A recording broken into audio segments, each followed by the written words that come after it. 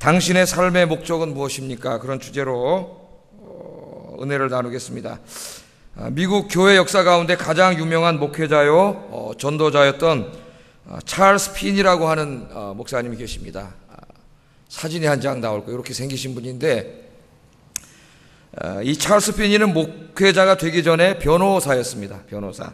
그래서 어느 날 이 젊은 변호사 시절에 이 찰스 핀이가 뉴욕에 있는 법률 사무소에 앉아서 이제 일을 시작하려고 이렇게 앉아 있었습니다. 아침 일찍 사무실에 있는데 주님께서 그의 인생에 찾아오셨습니다. 찾아오셔가지고 이 피니에게 묻습니다. 뭐라고 물었느냐? 피니야, 네가 지금 하는 일이 끝나면 뭘 하려고 하느냐? 그렇게 묻더라는 거예요. 그래서 찰스 피니가 대답을 했습니다. 간판을 내걸고 변호사 개업을 하겠습니다. 지금은 로펌에 있지만은 내 사무실을 열고 변호사 개업을 하겠습니다. 그렇게 얘기를 했답니다. 그랬더니 주님이 또 묻습니다. 그 다음에는 뭘 하겠느냐? 그러니까 피니가 하는 말이 변호사 해가지고 돈 많이 벌어서 부자가 되겠습니다. 부자가 되겠습니다. 주님이 또 묻습니다. 그 다음에는 어떻게 하겠느냐? 그 다음에는. 그 다음에는 은퇴하겠지요? 주님이 또 묻습니다. 그 다음에는 죽겠지요? 주님이 또 묻습니다. 그 다음에는. 그랬더니 이 피니가 심각해지기 시작합니다. 그 다음에는 하나님의 심판이 있겠지요. 그렇게 대답을 하더라는 거예요. 여러분, 이 말을 우리가 잘 들어야 됩니다. 우리 인생을 다한 후에는 하나님의 심판이 있습니다. 우리가 이것을 잊어먹고 살 때가 참 많습니다. 하나님 믿는 사람들도 이 땅이 다인 것처럼, 물론 말로는 아니에요. 이성으로는 뭐 다 믿는다 그래요. 그러나 그 사람 삶을 가만히 보면은 이 땅의 삶이 다인 것처럼 그렇게 살아갑니다. 우리가 언젠가는 죽어서 하나님 앞에 설 것이고, 하나님 심판대 앞에 서서 자신의 한 인생에 대해서 책임져야 된다는 거, 결산해야 된다는 것을 잊어먹고 살 때가 참 많습니다, 여러분. 우린 다 하나님 심판대 앞에 서야 돼요. 찰스 피니는 사무실에서 주님을 만난 후 자신의 인생을 되돌아보게 됩니다.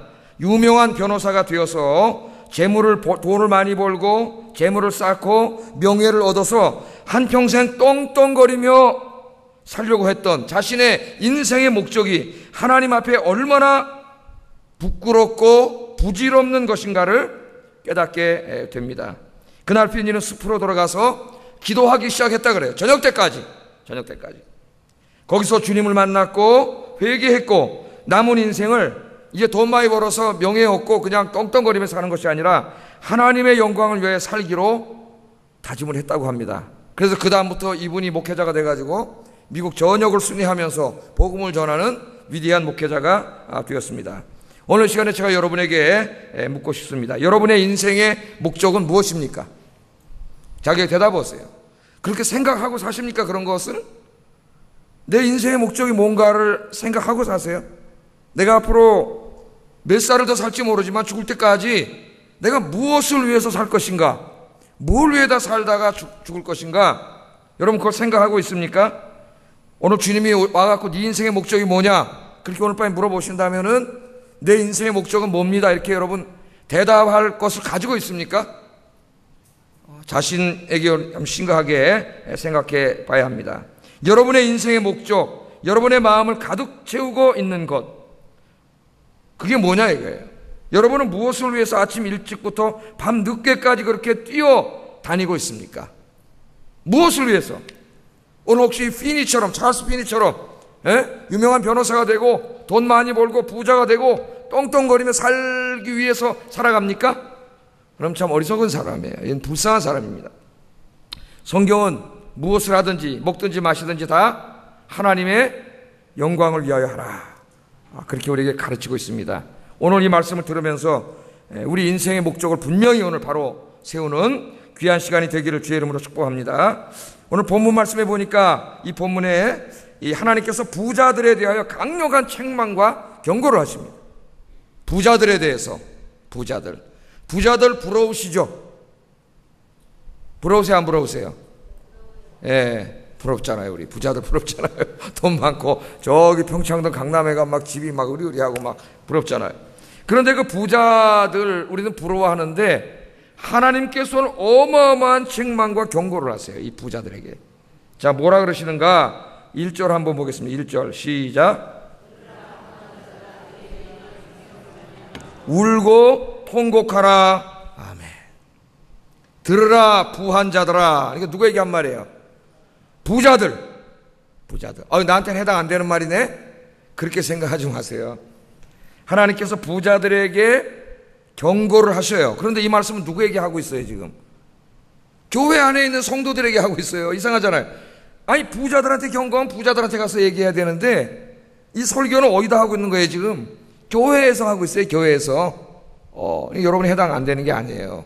이 부자들에 대한 경고의 말씀, 그들에게 임할 하나님의 무서운 심판을 하나님께서 말씀하심으로써 교회 안에 있는 사람들은 부자들처럼 살아서는 안 된다는 것을 우리에게 경고하고 있는 거예요. 경고하고 있는 거예요.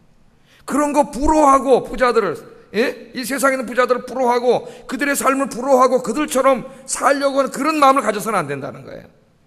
우리에게 하신 설교예요. 우리에게. 부자들에게 말한 거지만 우리에게 하신 설교예요. 자, 들으라 부한 자들아. 그렇게 말씀하셔놓고 너희에게 임할 고생으로 말미암아 울고 통곡하라. 그렇게 말합니다.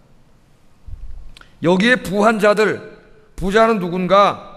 야고보서를 연구하는 사람들이 이 사람들이 그리스도인가 아니면 비그리스도인인가 이런 거 가지고 서양학자들이 얘기를 하는데 무의미한 일이라고 생각합니다. 제가 볼 때는 이 서양 사람들은 자꾸 쪼개고 분석하고 이런데 이게 머리가 발달해 있어가지고 그러다 보니까 장점도 많지만 참 단점도 많은 것 같아요. 제가 이 신학이라는 게 서양 학문이잖아요. 이 책들을 쭉 읽다 보면은 단점이 많아요. 우리 동양인에 비해서.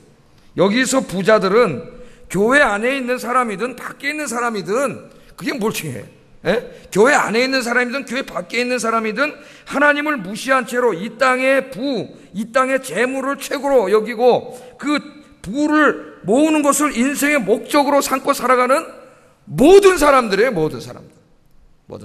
그러니까 그런 사람들이 교회 안에 있다 할지라도 이 부자들과 같은 생각을 가지고 부자처럼 살아간다면은 사실 하나님 모르는 사람이에요. 그걸 구분할 필요가 없습니다.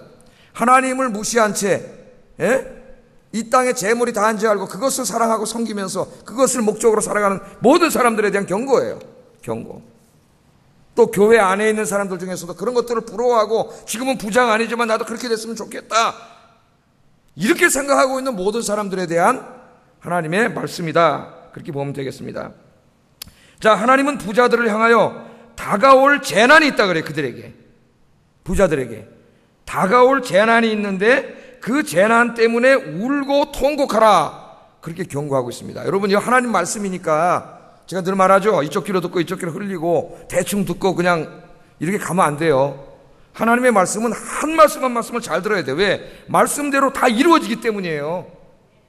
여러분의 인생이 말씀대로 이루어지기 때문에 한 말씀 한 말씀 잘 들어야 돼요. 자, 다가올 재난이 있대요. 부자들한테. 그것 때문에 울고 통곡하라고 말씀을 합니다. 여러분, 지금 이 땅에 사는 부자들은 이 땅에서 울고 통곡하는 사람들이 아닙니다. 그렇죠? 웃고 떠드는 사람들이에요. 세상의 부귀영화를 다 누리면서 온갖 세상의 풍요와 향락과 쾌락을 즐기면서 그렇게 사는 사람들이에요. 그렇게 사는 사람들. 그런데 하나님께서 이 부자들에게 재앙이 닥쳐올 것이고 그들이 그 재앙의 날에 울고 통곡하게 될 것이라고 이야기하십니다. 여기 울고 통곡하라. 이 말은 구약 성경을 읽어보면, 특별히 선지서를 읽어보면 항상 하나님의 심판의 맥락 속에서 주어지는 말씀입니다. 성경을 많이 읽으신 분들은 알 거예요. 울고 통곡하는 게 다 왜 울고 통곡해요? 하나님의 심판이 임하기 때문에. 이 땅에서 하나님 없다고 그러고 돈이 다한지 알고 돈 벌어서 자기 혼자 쓰고 벌고 모으고 사치하고 양락하고 막 이렇게 살아가는 그 사람들에게 화 있을진저. 성경에 얼마나 자주 나오는 말씀이에요. 얼마나 자주. 너희들이 그날에, 그 하나님의 심판의 날에 울고 통곡할 것이다. 통곡할 것이다. 이 하나님의 말씀을 모르고 지금도 그렇게 살고 있다고, 지금 이 세상 사람들이.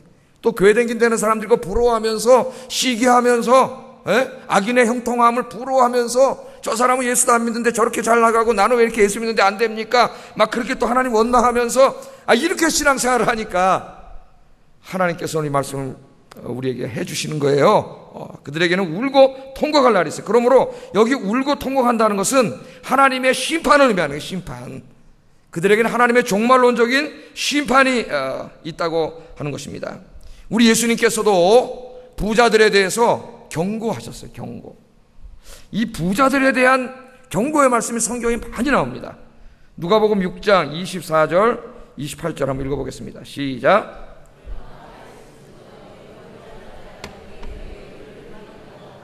화 있을진저 너희 지금 배부른 자여 너희는 줄이리로다. 화 있을진저 지금 너희 웃는 자여 너희가 애통하며 울리로다. 돈 있는 사람들, 부자들은 지금 배불리 먹고 잘 살고 똥똥거리며 살고 다 그러고 있잖아요. 에? 아무 부족함 없이. 그런데 하나님께서 그들에게 임할 심판을 이야기하시고, 오늘 예수님도 그들이 애통하며 우는 날이 있을 거라고 이야기합니다. 이 사건을 가장 우리에게 잘 보여주는 게 누가복음 16장에 나오는 부자와 거지 나사로 비유. 제가 이미 주일날 강의를 했죠. 어느 마을에 부자가 있고 거지가 하나 있는데 그 거지는 나사로, 이름도 나오는데 부자는 이름도 안 나와요. 이름도 안 나와요. 이 땅에서는 나사로는 비록 불구자요 거지로 살았지만 하나님을 믿었습니다. 그런데 부자는 엄청난 부자였지만 하나님 믿지 않았어요. 재물이 다인 줄 알고 돈을 쌓고 모으고 쓰고 장치하고 향락하고 그렇게 사는 사람이었어요. 둘 다 이 땅에서의 안개와 같은 삶을 살다가 죽었습니다. 어떻게 됐어요? 거지 나사로는 천국에 갔고 부자는 지옥에 갔습니다. 거지 나사로는 천국에서 안식하고 있고 부자는 불구덩이에서 고통을 당하고 있습니다. 예수님이 이 비유를 통하여 하나님을 무시하고 이 땅에 재물이, 이 돈이 단지 알고 돈만을 위해서 살아간 사람의 결말이 어떤 것인가를 우리에게 분명하게 보여주고 있습니다. 우리는 이렇게 질문할 수 있습니다. 목사님, 부는 그 자체가 그럼 죄악입니까? 재물은 그 자체가 죄입니까? 그리스도인들이 돈을 버는 것은 잘못입니까? 부자들은 다 심판받아 지옥에 가게 됩니까? 여러분 어떻게 생각하세요? 부자들은 다 지옥에 갑니까? 부자들 다 여기 지금 지옥에 간다 그랬는데 지옥에 갔잖아요. 어떻게 생각하세요? 결론부터 말하면 아닙니다. 부자라고 해서 다 지옥에 가지는 않습니다. 성경에 보면 하나님의 복을 받은 의로운 부자들이 많이 나와요. 부자인데 의로운 부자들, 하나님의 칭찬받은 부자들이 많이 나와요. 여러분이 잘 알고 있는 사람들, 아브라함 엄청나게 부자입니다. 거부가 됐다 그랬어요. 거부. 이삭도 거부가 됐다 그랬어요. 야곱도 부자입니다. 요셉도 부자입니다. 보아스도 부자입니다. 다윗도 왕이고 엄청나게 부자예요. 다 부자예요. 이 사람들은 모두가 하나님의 복을 받은 부자들이었고 부자였지만 하나님을 잘 섬겼고 자기가 가진 재물로 하나님께 드렸고 하나님 앞에 크게 쓰임받은 부자들, 그런 부자들이 성경에 많이 있어요. 나 여러분들이 그런 분들이 되기를 주의 이름으로 축복합니다. 그러나 성경은 또한 이 부의 위험성, 우상성에 대해서 강력하게 경고하고 있습니다. 부는 우리의 마음을 하나님으로부터 멀어지게 하는 강력한 우상이 될 수 있다는 겁니다. 그러니까 성경을 보면은 하나님이 경건한 자들, 하나님을 잘 섬기는 자들에게 축복을 해주셔가지고 재물이 넉넉하게 해주는 이야기들이 나와요. 그런 문맥에서 보면은 부는 하나님의 축복이에요. 그런데 또 어떤 문맥에서 보면은 부는 어떻게 해요? 우리를 하나님으로부터 멀어지게 하고 죄 짓게 하고 타락시키는 사탄의 도구예요. 사탄의 도구. 근데 성경에 보면 더 많은 부분이 부정적인 의미로 많이 사용돼요. 이 부가. 그래서 예수님께서도 산상설교에서 하나님과 재물을 겸하여 섬길 수 없다, 그렇게 말했습니다. 내가 돈도 사랑하고 난 하나님도 사랑해. 둘 다 사랑하면 되지. 그건 불가능하다는 거예요. 돈을 사랑하는 사람은 하나님을 사랑할 수 없어요. 하나님과 돈은 같이 갈 수 없다는 겁니다. 예수님께서 그렇게 이야기를 했습니다.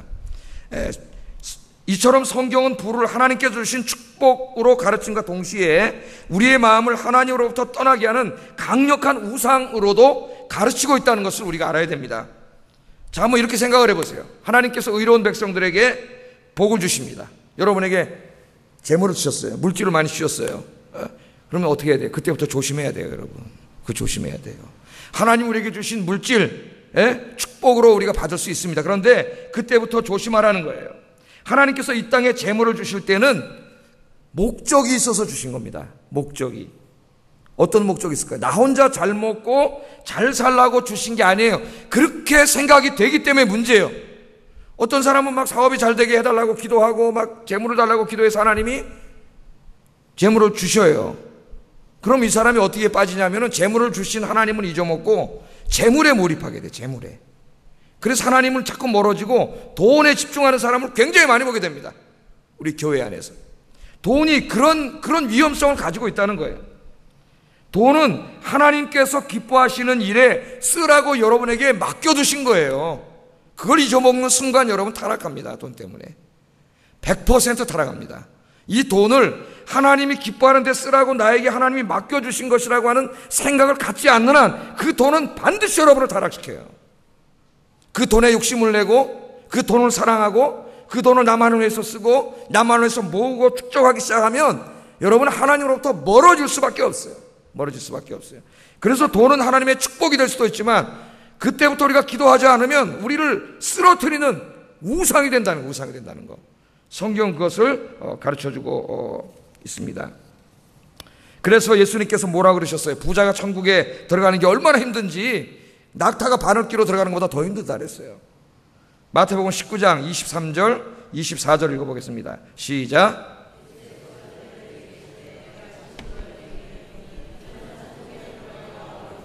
다시 너희에게 말하노니 낙타가 바늘귀로 들어가는 것이 부자가 하나님의 나라에 들어가는 것보다 쉬우니라 하시니 아멘. 이 말씀을 허투루 들으면 안 되네. 허투루. 여러분, 가난한 사람이 예수님 믿기 좋아요? 부자가 예수님 믿기 좋아요? 예수님 믿기 좋은 사람, 좋은 환경을 가진 사람이 가난한 사람이에요. 여기 가면 전도, 우리 길거리 전도하다가도 금방 드러나잖아요. 탁 멋쟁이하고 막 옷을 입고 막 탁 이렇게 지나가는 아가씨가 전도지 잘 받던가요? 안 받던가요? 쳐다보지도 않고 좀 나이 드시고 그런 분 하여튼 받아요, 안 받아요? 잘 받잖아요. 그래서 이건 정말이에요. 부자는 하나님 믿기가 너무 좋지 않은 환경이에요. 사실은 제일 좋지 않은 환경이에요. 부자가 힘들고 어려웠고 가난한 사람이 오히려 주님께로 돌아오기가 좋은 환경이에요. 오늘 예수님도 그랬어요. 낙타가 바늘귀로 어떻게 들어갑니까? 그것보다 더 힘들다 그랬어요. 더 힘들다 그랬어요. 그러니까 여러분, 부자가 정말 예수 믿고 그 말씀대로 순종해서 하나님 주신 부를 하나님 기뻐하신 일에 쓰면서 살아간다는 것은 정말 힘든 일이에요. 힘든 일. 그래서 이 말씀 하신 다음에 제자들이 막 두려움에 떨었습니다. 누가 그럼 구원받을 수 있겠는가? 그랬더니 예수님이 사람으로는 할 수 없으되 하나님으로서는 하시느니라. 아멘. 그 부자가 정말 예수 믿고 그 마음속에 성령님이 들어가시면 하나님께서 그를 변화시켜가지고 훌륭한 부자가 되게 하세요. 하나님을 위해서 쓰고 이웃을 위해 나눠주는 부자가 되게 하세요. 그러나 인간의 힘으로는 안 된다는 거예요. 그 돈이라는 게 그만큼 우리를 확 사로잡는 어마어마한 영적인 힘을 가지고 있다는 거예요. 영적인 힘을. 그걸 명심하세요. 그래서 여러분, 돈이 잘 벌리기 시작합니까? 그때부터 여러분은 금식기도 하셔야 돼요. 그 돈 때문에 쓰러질 확률이 굉장히 많아요. 그래서 이제부터 기도해야 됩니다. 이 돈을 하나님을 위해서 쓰게 하여 주시옵소서. 여러분, 그렇게 기도하시는 여러분 되기를 주의 이름으로 축복합니다. 오늘 본문에서 책망을 받고 있는 사람들은 이 땅의 재물을 인생의 목적으로 삼고 오직 돈을 벌고 모으고 자신만을 위해서 흥청망청 쓰고 살아가는 그런 사람들이에요. 그런 사람들. 그런 사람들은 당연히 화가 있어요. 다가올 하나님의 심판이 있어요. 지금은 웃고 떠들고 있지만 하나님의 심판의 날에 울고 통곡하는 날이 반드시 온다고 하나님께서는 우리에게 말씀하고 있습니다. 오늘 이 수요예배 오신 여러분들은 하나님을 인생의 목적으로 삼고 오직 하나님의 영광만을 위하여 살아가시는 여러분 되기를 주의 이름으로 축복합니다. 이 땅의 물질의 복도 많이 받아서 하나님께서 기뻐하시는 일에 다 쓰시고 가시는 여러분 되기를 주의 이름으로 축복합니다. 네. 자, 그러면 좀 더 자세히 보겠습니다. 자세히.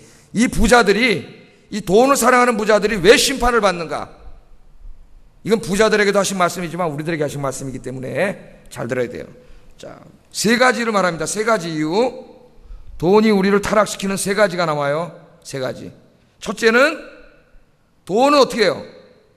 사람들 돈을 너무 사랑해가지고 자기만을 위해서 축적하게 한다는 거예요. 모으는 거예요. 자기만을 위해서.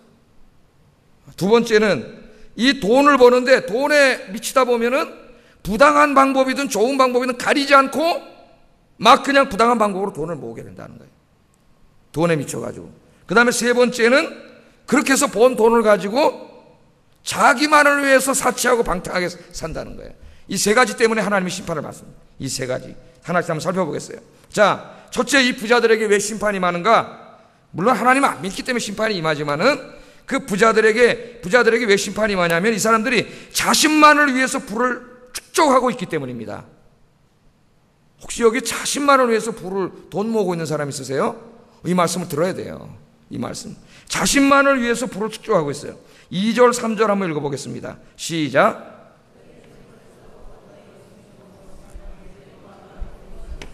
이 녹이 너희에게 증거가 되며 불같이 너희 살을 먹으리라. 너희가 말세에 재물을 쌓았도다. 아멘. 자, 여기 보면 뭐가 나와요? 재물, 옷, 또 뭐가 나와요? 금고, 또 뭐가 나와요? 은. 이런 것들은 당시 사람들이 부의 척도로 삼고 있는 것들이에요. 예? 지금은 부의 척도가 뭐예요? 지금도 비슷하죠, 뭐. 예? 현금도 많아야 되고, 뭐, 부동산도 있어야 되고, 뭐, 부의 척도가 있지 않습니까? 여기 재물, 옷, 은, 당시 사람들이 부의 척도로 삼고 있는 그런 것들이에요. 여기 나오는 사람들이, 이 부자들이 자신들이 이 땅에서 소유하고 있는 것들이 영원할 것이라고 생각합니다. 영원할 거라고 생각해요. 그래서 그것들을 모아요. 자기가 다 쓰려고, 쓰다 죽으려고 어떻게 자꾸 사람들은 보면은 어떻게 축적하고 모으는 습관이 있어요. 이제 이 소유에 대한 욕심이 있습니다. 동물의 왕국 보면 짐승들은 배가 부르면은 모으지 않아요. 배가 부르면 어떻게 해요, 짐승들은? 자요. 그냥 욕심 부리지 않는다고. 자기가 많이 가지고 있으면서도 남의 거 뺏으려고 그러고 더 많이 쌓고 모으려고 하는 이 가장 불쌍한 피조물이 인간이에요. 인간밖에 없어요. 인간만 그런 짓을 해요, 인간만. 예. 그러니까 소유에 욕심이 있다고, 소유. 그래서 좋은 것들이 있으면 다 자기가 소유해야 직성이 풀려요. 소유해야. 자, 그래서 이것을 죽을 때까지 자기가 쓰려고 곳간에다가 계속 쌓아요. 계속 쌓고 모으고 있어요. 그러나 오늘 하나님께서 뭐라 그럽니까? 그들의 재물들과 사치한 옷들과 금은 보화들이 다 썩었고 좀 먹었고 녹슬었다고 말씀하십니다. 여기에 사용된 동사들, 좀 먹었다, 녹슬었다, 썩었다, 이게 헬라어에 보면 동사 시제가 현재 이미 완료된 시제로 되어 있다고요. 완료된 시제로. 이미 다 썩고 좀 먹고 녹슬었다, 그런 의미입니다. 이상하잖아요. 아니, 지금 저 사람들이 가지고 있는 저 큰 집과 어마어마한 돈과 현금과 부동산과 막 이게 뭐가 썩었어요? 지금 다 저렇게 잘 살고 있는데. 그런데 오늘 하나님 뭐라 그래요? 이미 현재 완료 시제로 다 썩었다는 거예요. 시제를 따라 해석한다면 인간들이 누리고 있는 이 땅의 재물들이 겉으로는 화려해 보이지만, 인간이 보기에는 화려해 보이지만, 그래서 그리스도인들도 막 부러워하지만 하나님의 눈으로 볼 때는 다 썩고 좀 먹고 녹슬은 것들이라는 거예요. 다 하찮은 것들, 하나님 앞에는 다 배설물이요 쓰레기 같은 것들이라는 거예요. 쓰레기 같은 것들. 그 모든 것들이 사실은 하나님 앞에 아무것도 아닌데 인간이 눈이 멀어가지고 거기에 그걸 그냥 사랑하고 거기에 빠져갖고 그렇게 산다는 거예요. 또 이 동사들을 예언의 확실성으로 해석할 수도 있습니다. 미래 시제로. 그러니까 지금 그들이 누리고 있는 그 모든 이 땅의 재물들이 미래에 하나님 앞에 섰을 때 하나님 앞에 아무 가치가 없는 것들이라는 거예요. 다 똥 같은 것들이라는 거예요. 똥 같은 것들. 이 땅에서 잠깐 살 동안은 뭐 좀 가치가 있겠죠. 돈도 가치가 있고 교환 가치가 있고 돈 주면 뭐 좋은 거 막 주잖아요. 나중에 하나님 앞에 섰을 때는 다 이 배설물이요 똥 같은 것들이에요. 똥 같은 것들. 그래서 하나님 앞에 심판받는 것이 너무나 확실하기 때문에 원래는 미래 시제로 써야 되는데 현재 시제로 썼다는 거예요. 주석을 다 읽어보면 두 가지가 나와요. 둘 다 맞는 해석이라고 생각됩니다. 여러분, 이 땅에 있는 재물이라고 하는 거, 그거 하나님 앞에 아무것도 아니에요. 그거 다 똥 같은 것들이에요. 똥 같은 것들. 배설물이요, 쓰레기 같은 것들이에요. 다 이미 썩었고, 옷은 뭐라 그래요? 그 비싸고 화려한 옷은 다 좀 먹었다 그러잖아요. 좀 먹었어. 예? 그 재물은 다 썩어버렸고, 은과 금은 녹슬었다 그랬어요. 여러분, 은과 금은 원래 녹이 안 슬어요. 그래서 어떤 사람은 또 이거 과학적으로 성경이 틀렸다 그래요. 비유적인 말이에요. 이 땅에서는 금과 은 그럼 최고지만 하나님 앞에 다 아무것도 아니고, 특히 하나님 나라가 이 땅에 임하면 이 땅에 돈, 은, 금, 그거는 돌멩이도 안 되는 것들이에요. 돌멩이도 안 되는 것들. 프랑스의 유명한 소설가 중에 이 모파상이라고 하는 사람이 있습니다. 모파상. 이렇게 생겼어요. 마음에 드십니까? 생긴 게? 예? 모파상. 근데 이 모파상이 쓴 단편 소설 중에 목걸이라고 하는 소설이 있습니다. 목걸이. 잘 들어보세요. 목걸이. 이 목걸이의 주인공이 마틸드라고 하는 여성이에요. 마틸드. 굉장히 아름답고 매력적인 여성입니다. 이 아름답고 매력적인 주인공 마틸드는 꿈이 있었어요. 처녀 때. 우리 처녀 아가씨들이 꿈이 있었어요. 이 꿈을 잘 가져야 돼. 이제 여기 희경이 자매 딱 앉아 있는데 처녀 때 꿈을 잘 가져야 돼.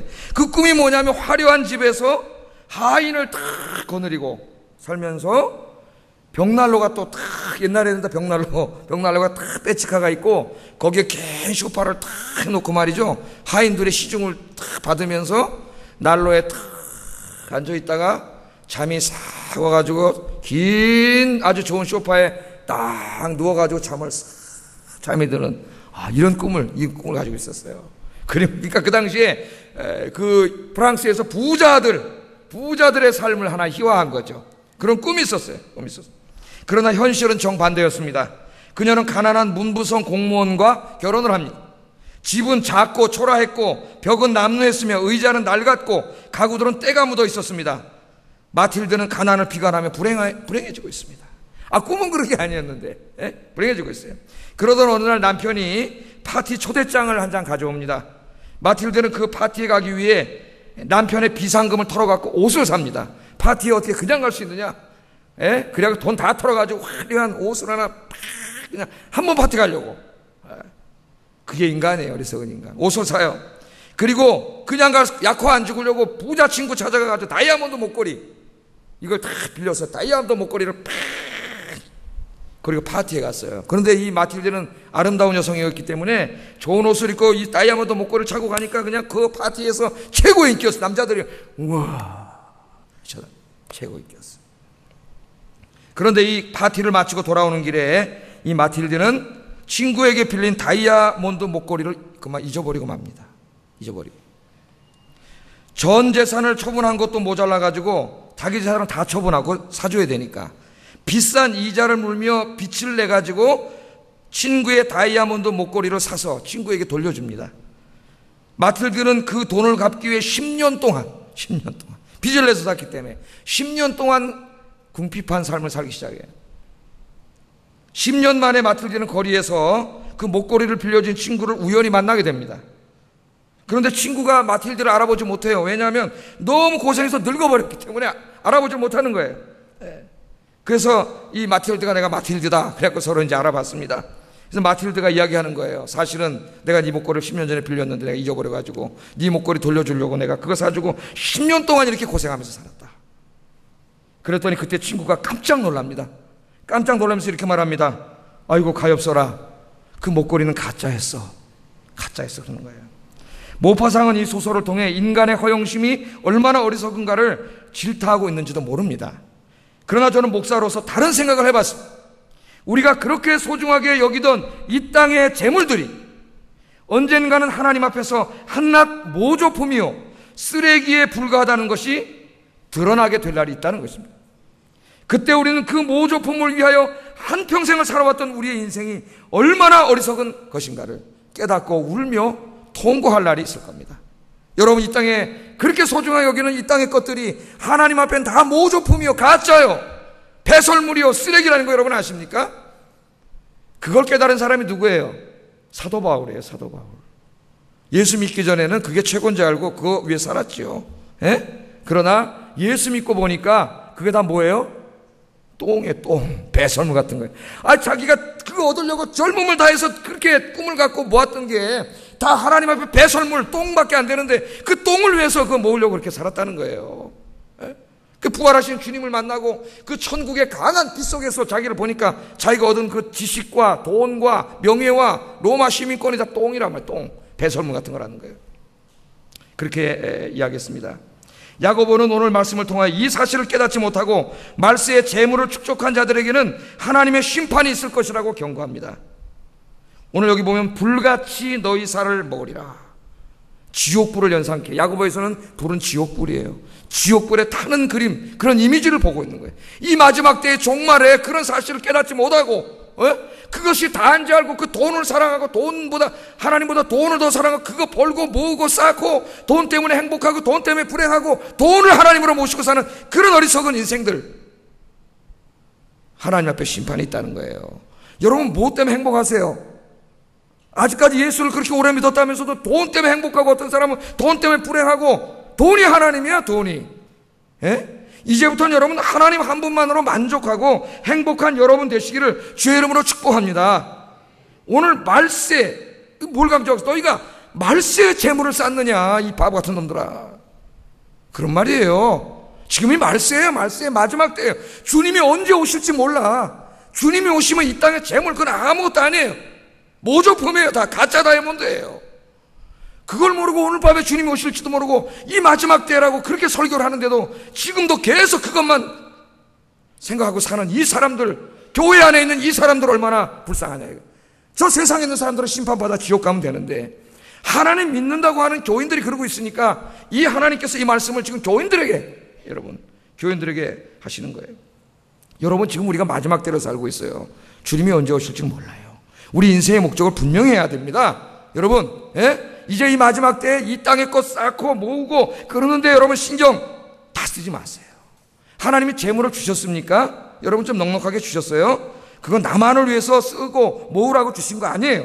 그 재물을 주신 이유는 마지막 때가 갖고 왔으니까 하나님 나라를 이 땅에 세우고 복음 전하는 일에 쓰라고 주신 줄로 믿습니다. 이 어리석은 인간들이 그걸 몰라요. 근데 다 숨겨놓고 아직까지 다 쓰질 않아요. 하나님 앞에 드리질 않고 있습니다.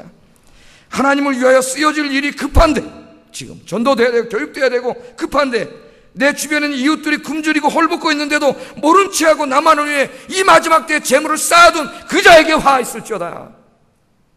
울고 통곡할지어다. 하나님이 그렇게 말씀하십니다. 허투루 듣지 마세요, 이 말씀을.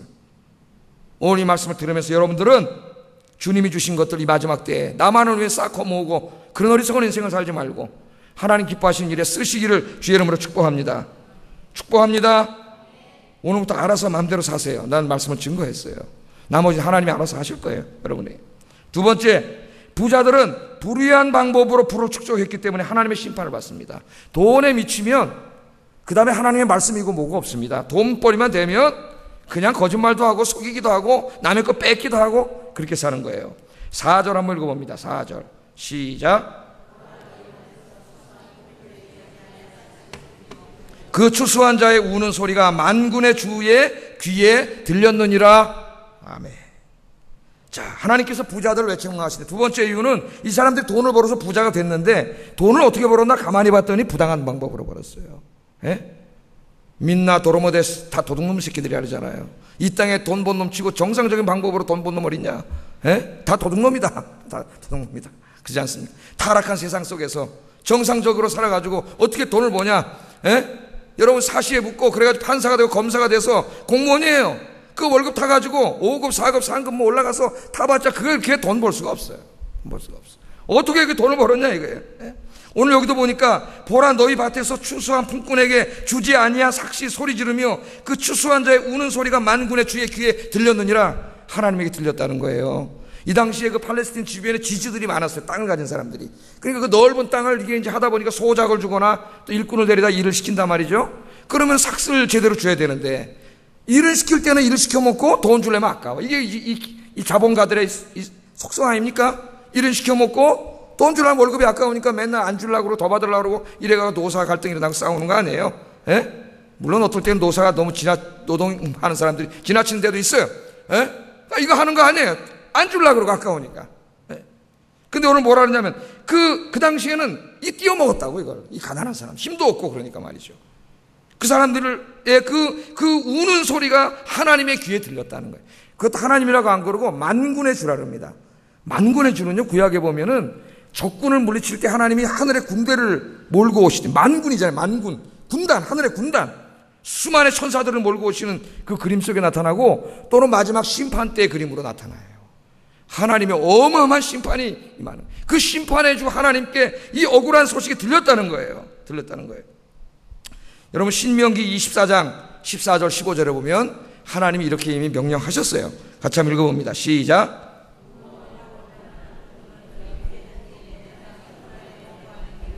그를 학대하지 말며 그 품삯을 당일에 주고 해진 후까지 미루지 말라. 이는 그가 가난함으로 그 품삯을 간절히 바람이라.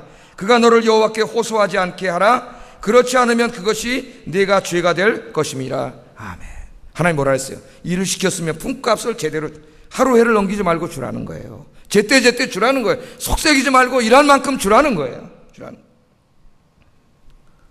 내가 고용주라면 내 직원들의 노동의 대가를 정당하게 지급해야 합니다. 지금 우리 그리스도인들 기업인들이 상당히 많이 있습니다. 명심해야 합니다. 이 말씀을 명심. 하나님의 심판이 있어요. 지금 우리나라에 외국인 근로자들이 많이 와서 일을 하고 있습니다. 가끔 뉴스를 보면은 이들의 임금을 착취해 먹는 악독한 기업가들에 대한 뉴스가 많이 나오고 있어요. 우리나라는 이 부분에서 너무 많은 죄를 지은 나라입니다. 지금도 죄를 짓고 있습니다. 가난한 사람, 힘없는 사람의 눈에서 피눈물 나게 하면 하나님께서 그 사람의 눈에도 피눈물 나게 하십니다. 더 무서운 것은 종말론적인 하나님의 이 마지막 때의 심판이 있다는 거예요. 심판이. 그리스도는 돈을 벌 때 정직하게 벌어야 됩니다. 돈을 버는 것 자체는 나쁜 게 아니에요. 그러나 돈에 욕심을 부리면 죄를 짓고 부당하게 돈을 벌게 돼요. 돈을 벌 때 정직하게 벌어야 됩니다. 정직하게 일했는데 이것밖에 안 벌리면 그게 하나님의 축복인 줄로 믿습니다. 욕심내지 마세요. 바가지 긁지 마세요. 우리 주부들이 바가지 긁으면 안 돼요. 남편이 벌어온 그 돈이 작은 것이랄지라도 정직하게 땀 흘려 벌어온 것이면은 그게 하나님의 축복인 줄로 믿습니다. 그래야 돼요. 이제부터 기도하시란 말이에요. 돈을 버는 것 자체가 죄가 아니지만 그 돈을 부당하게 버는 게 문제라는 거예요. 그래서 그리스도인들은 투기, 부동산 투기, 뭐 주식 같은 거 이런 거 펀드 해가지고 사고 팔고 이게 완전히 도박하는 거예요. 도박. 그런 거 하지 마세요. 그래가지고 완전히 이게 정신이 나가가지고 그거 산 사람 맨날 모니터만 들여다보고 아침 눈만 뜨면 모니터 페인이 된다고. 페인이. 땀 흘려 일하세요. 작더라도 땀 흘려 일하시고 정당하게 돈을 버세요. 불로소득은 하나님이 기뻐하는 게 아니에요. 하나님은 땀 흘려 일하는 걸 좋아해요. 땀 흘려 일하는 거. 그 결과가 라면 한 개라면 감사하게 잡수세요. 여러분 열심히 돈을 벌 때 정직하게 하나님 기뻐하시는 방법으로 돈을 버시는 여러분 되기를 주의 이름으로 축복합니다. 세 번째, 부자들은 사치하고 방탕한 일에 돈을 물쓰듯 쓰며 살았기 때문에 하나님의 심판을 받습니다. 5절 읽겠습니다. 5절 시작.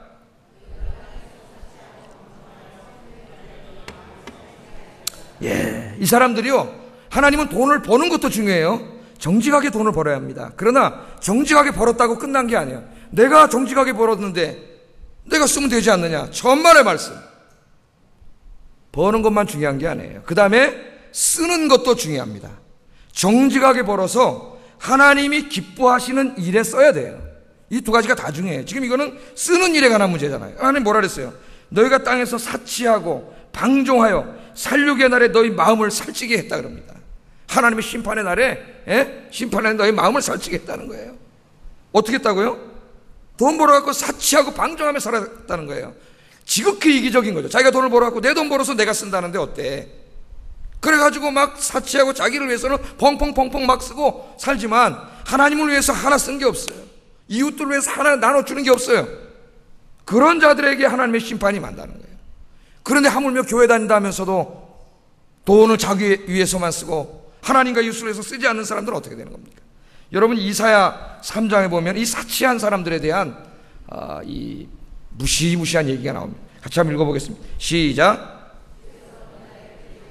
발목걸이와 머리에 망사와 반달 장식과 귀고리와 팔목걸이와 얼굴 가리개와 화관과 발목사슬과 띠와 향합과 호신부와 반지와 코고리와 예복과 겉옷과 목도리와 손주머니와 손거울과 세마포옷과 머리수건과 너울을 지하시리니 그때 썩은 냄새가 향기를 대신하고 노끈이 띠를 대신하고 대머리가 숱한 머리털을 대신하고 굵은 베옷이 화려한 옷을 대신하고 수치스러운 흔적이 아름다움을 대신할 것이며. 야, 우리 하나님이 여자들 장신구도 이렇게 많이 알고 계세요. 이렇게 많은지 몰랐어요. 이렇게 많은 이게 뭐예요? 다 여성들의 허영덩어리. 사치죠, 사치. 허영과 사치. 그래서 번 돈을 가지고 이런 데 펑펑 물쓰듯이 쓰지만은 정말 하나님 기뻐하시는 일에 쓰냐 이거예요. 어려운 이웃들을 돌보고 있느냐 이거예요. 여러분, 돈을 잘 버는 것도 중요하지만 잘 쓰는 것 그 이상으로 더 중요합니다. 여러분이 벌었다고 여러분께 아니에요. 오늘날 미국의 이 자유주의자들이 이 뭐라 그러냐면 돈을 내가 남에게 피해를 주지 않고 벌면 그건 내 돈이라는 거예요. 그러니까 국가가 나한테 세금을 내라 그러거나 그걸로 무슨 사회 복지를 해서 쓰라 그러거나 사회에 기여하라거나 그렇게 하면 안 된다는 거예요. 그래서 세금도 거두면 안 된다는 거예요. 그래서 미국의 지금 자유주의자들이 그런 주장을 합니다. 그 정의란 무엇인가라는 이 책을 읽어보면 거기에 대해서 이제 마이클 샌델이라고 하는 이 교수가 신랄하게 이제 비판하는 그런 내용이에요. 우리는 그렇게까지 안 하더라도 그런 생각을 가지고 있어요. 그래서 세금 내면 아까우니까 지금 요새 돈 있는 사람들이 어떻게 해요? 저 외국에다 가짜 회사, 종이회사, 쪽지 서류상으로 회사 만들어 놓고 돈 빼돌리고 그렇잖아요. 여기서 돈을 벌었으면 그 돈을 여기다 내야지, 세금으로. 그래서 이 사회 발전에 쓰고 어려운 이웃들을 위해서 쓰고 사회 복지라든가 이렇게 써야 될 거 아니에요. 이거 아까우니까 뒤로 빼돌린단 말이에요. 이런 놈들은 재산 다 압수해야 돼요. 재산 다 세금으로 뺏어가지고 이 땅에서 기업을 못하게 해야 돼요. 이 땅에 살면서 세금을 하면 내야지요. 우리 마음이 그런 마음이 들 수 있다는 거예요. 여러분들은 절대 그러지 마세요. 돈을 사랑하면 그렇게 되는 거예요. 돈을 사랑하면. 버는 것도 중요하지만 쓰는 것도 중요합니다. 내가 벌었다고 다 내 돈이 아니에요. 하나님의 돈인 줄로 믿습니다. 인정하세요? 인정하는 사람 별로 없어요. 인정하세요? 하나님의 돈이에요. 성경에 그렇게 이야기하고 있어요. 하나님이 잠깐 맡겨놓은 거예요. 그런데 우리는 그런 말씀을 우습게 합니다. 다 흘려버려요. 하나님 그런 사람들에게 엄청난 심판이 있다고 얘기하는데 전혀 두려워하지도 않아요. 왜? 하나님을 믿지 않기 때문이에요. 교회만 와서 앉아있지 실제로는 믿지 않는 사람들이에요. 야고보가 지금 계속 얘기하잖아요. 그런 사람은 죽은 믿음이라는 거죠. 믿지 않는 거라는 거예요. 사실 구원받지 못한 거예요. 아직 인격 속에 주님을 만나지 못한 거예요. 하나님 주신 것들 내게 아닙니다. 하나님 주셨습니다. 어떻게 써야 됩니까? 이 땅에다가 쌓아놓지 말고 너만 위해서 쓰지 말고 하나님 뭐라 그랬어요? 하늘 곳간에다 쌓아라 그랬어요. 하늘 곳간에다. 마태복음 6장 19절 21절 한번 읽어보겠습니다. 시작.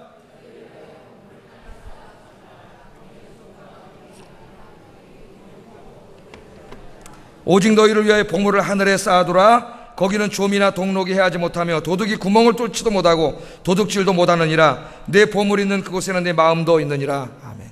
이 땅에 쌓지만, 이 땅에 쌓으면 어떻게 돼요? 이 세상에서는 이 땅에 은행에다 저축하면 이자도 붙고 여러분에게 다 돌아오죠. 나 찾을 수 있지만 여러분이 이 땅에다가 쌓아둔 재물은 주님이 오시는 날에 다 썩어 빠진 배설물에 불과해요.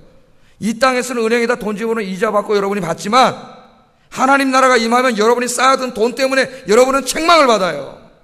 내가 언제 너 쌓아두라고 돈 줬냐, 하나님이. 예? 하늘 곳간에 쌓아라 그랬지. 하늘 곳간에 쌓는 게 뭐예요? 하늘 곳간에 어떻게 쌓아요? 우리가 어디 천국에 어떻게 쌓아? 여기서 하늘로 던져요? 어떻게 쌓아요? 예수님이 뭐라 그랬어요?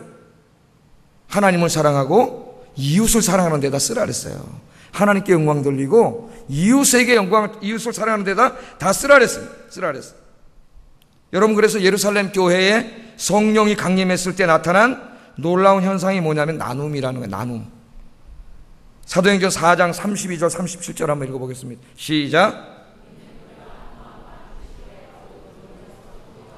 자기 재물을 조금이라도 자기 것이라고 하는 이가 하나도 없더라. 사도들이 큰 권능으로 주 예수의 부활을 증언하니 무리가 큰 은혜를 받아 그 중에 가난한 사람이 없으니 이는 밭과 집 있는 자는 팔아 그 판 것의 값을 가져다가 사도들의 발 앞에 두매 그들이 각 사람의 필요를 따라 나누어 줌이라.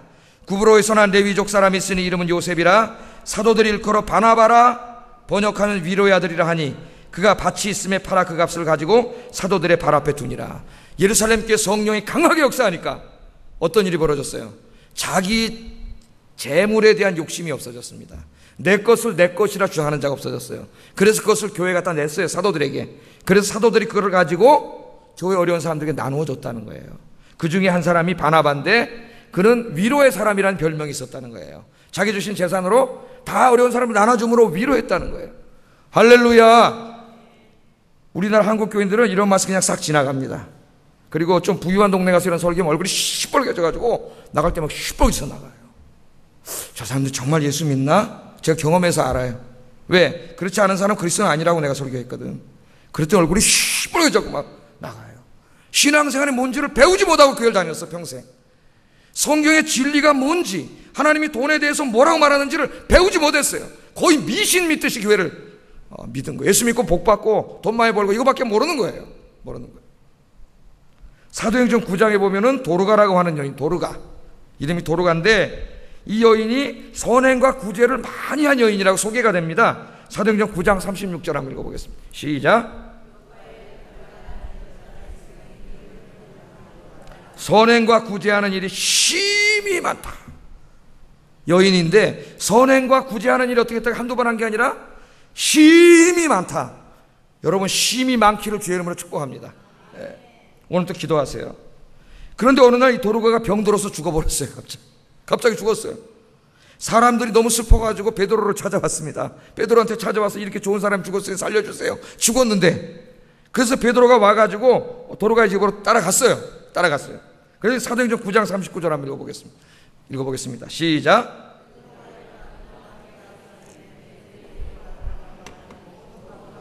베드로 곁에 서서 울며 도로가가 그들과 함께 있을 때에 지은 속옷과 겉옷을 다 내보이거늘. 베드로가 따라가 봤더니 다락방에다 시체를 갖다 놨는데 주변에 과부들이니까 다 어려운 사람들이잖아요. 와서 우는데 이 도로가 씨가 살아있을 때 내 겉옷 이거 지어줬습니다. 이 속옷도 지어줬습니다. 막 다 꺼내놓는 걸 보니까 좋은 일을 너무 많이 한 사람. 이걸 보니까 그렇게 큰 부자는 아니었던 것 같아요. 그런데 자기가 바느질을 잘했든지 뭐 옷을 잘 만들었든지 이런 손재주가 있는 사람인 것 같아요. 그러니까 어려운 과부들이 있으면 옷도 못 사입고 그러니까 다 만들어주고, 속옷도 만들어주고 돈도 주고 막 이랬던 사람이에요. 그래서 이게 죽으니까 너무 안타까워가지고 베드로를 찾아온 거예요. 그 사도행전을 읽으면 베드로가 기도했을 때 하나님이 도로가를 다시 살려주신 줄로 믿습니다. 죽은 자가 다시 살아났어요. 이 도로가라고 하는 여성은 우리 그리스도인들의 삶에 대해서 많은 걸 보여줍니다. 그가 그렇게 돈이 많은 사람이 아니에요. 그런데 하나님이 주신 그 재능과 이런 것들로 주변에 어려운 그 과부들 다 옷 만들어주고 속옷 만들어주고 다 그렇게 그런 일이에요. 무슨 내가 부자라 가지고 막 팍팍 나눠주는 게 아니에요. 여러분, 나에게 있는 작은 것들 조금씩 다 나눠주면서 그렇게 살았는데 하나님이 이 사람을 그렇게 기뻐하셨다는 거예요. 한 사람만 더 얘기하고 제가 마치겠습니다. 고린도전서 16장에 보면은 스데바나라고 하는 사람이에요. 스데바나. 다 여러분처럼 평신도기 때문에 제가 이야기하는 거예요. 스데바나라는 사람이 나와요. 바울이 스데바나를 이렇게 소개합니다. 시작. 아가야의 첫 열매요 또 성도 섬기기로 작정한 줄을 너희가 아는지라. 아멘. 이 스데바나는 사도 바울이 아가야 지방에, 지금 그러니까 고린도 지방이에요. 거기 가서 전도할 때 첫 열매입니다. 첫 열매인데 이 사람은 사업가입니다. 그래서 에베소를 왕래하면서 무역업을 하던 큰 거부예요. 이 사람. 도로가랑은 좀 달라요. 도로가는 하나의 그냥 평범한 여성이었고 이 사람은 사업가예요. 돈을 많이 번 사람이에요. 그런데 바울을 통해 예수를 믿게 됐습니다. 그래서 자기 집을 교회로 바쳐요. 그래서 자기 집을 바쳐가지고 거기를 예배 초소로 시작해서 고린도에 교회가 세워지는 거죠. 옛날에 그런 경우가 많았다 그랬죠. 교인 중에 믿음이 좋은 사람이 자기 집을 들여서 거기서 예배를 시작해가지고 대부분에 있는 서울의 많은 교회들이 그렇게 생겨났어요. 그러니까 그 집은 하나님께 그렇게 드려졌는데 그런 집이 지금 큰 교회로 성장한 교회들이 많으니까 그 사람은 지금 하나님 앞에 가서 얼마나 큰 상을 받겠어. 그 지집이라고 그냥 맨날 끼고 이런 사람하고 그걸 하나님께 드려서 거기서 교회가 세워진 사람하고는 차이가 나겠죠. 하나님 앞에 엄청난 차이가 나겠죠. 근데 오늘 성경에 보면은 그의 집을 예배의 처소로 개방하였고 가난한 사람들을 많이 도왔습니다. 가난한 사람 예수 믿고 또 사도 바울의 선교 사역도 많이 도왔어요. 그래서 사도 바울이 고린도전서 16장에 보면 이 사람을 고린도 교회 지도자로 세웁니다. 지도자로 세우면서 다른 사람들에게 이 사람을 따르고 순종하라고 이야기를 해요. 순종하라고. 스데바나 같은 사람. 제가 두 사람, 바나바까지 세 사람 모델로 했는데 다 평신도예요. 평신도. 하나님이 주신 어떤 사람은 거부였고 하나님 평범한 주부였지만 예수 그리스도를 믿고 구원받은 다음에 그게 하나님의 뜻인 줄 알고 자기만을 위해서 쌓고 모으고 축적하고 쓰고 그러지 않고 하나님을 위하여 드리고 이웃에게 나누어주는 삶을 살아서 하나님의 축복의 인생이 되었다는 것입니다. 여러분도 다 그런 분들이 되기를 주의 이름으로 축복합니다. 이 시간에 기도하겠습니다. 오늘 시간에 우리는